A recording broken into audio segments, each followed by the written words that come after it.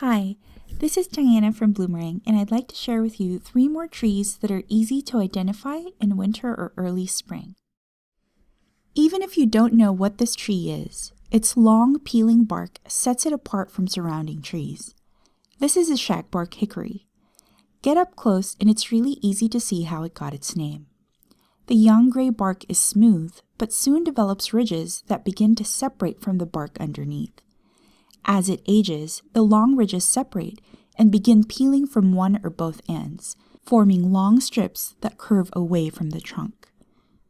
Its wood is famous for being heavy yet flexible, so it is used to make tool handles, sporting goods, furniture, and in construction. The wood is also used to smoke bacon, ham, and other meats, and the bark may also be used to flavor a maple-style syrup.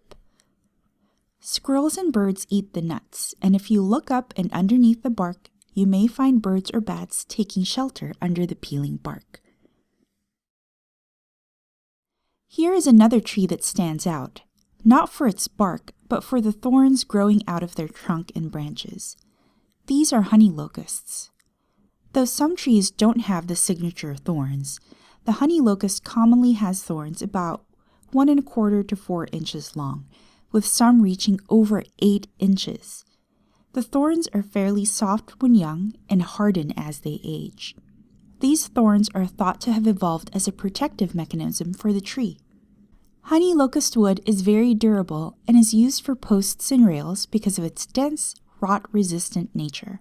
When I was a trail maintainer on the Appalachian Trail, we used to search for downed trees in the locust family to repair or create steps or water bars, knowing that they would be durable even when in contact with the soil.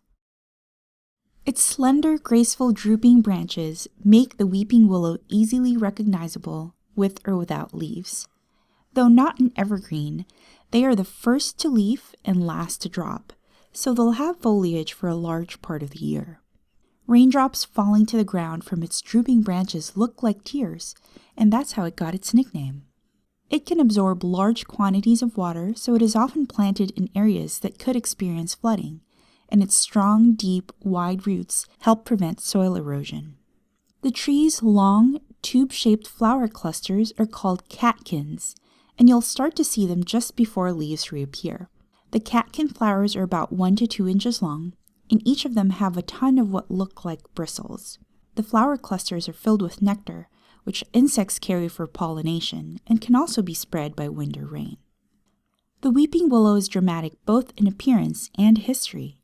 Their flowing shape and fluttering silverback leaves have inspired poetry, music, and art. In the early days of interstate commerce, cuttings from this well-known species were carried along the trade routes from China. Its presence along the Euphrates River tricked Swedish botanist Carl Linnaeus into thinking this was the willow mentioned in the Bible, so he gave it the scientific name of Babylonica.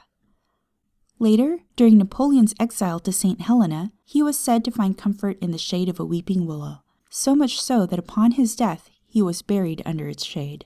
Cuttings from it have since become a valued prize and have been brought all over the world. And that's 3 more trees that you can identify in early spring. As a parting gift, I leave you with The Willows by Walter Pritchard Eaton. By the little river, still and deep and brown, grow the graceful willows gently dipping down and brushing everything that floats, leaves and logs and fishes and the passing boats. Were they water maidens in the long ago, that they lean out sadly looking down below? In the misty twilight you can see their hair, weeping water maidens that were once so fair.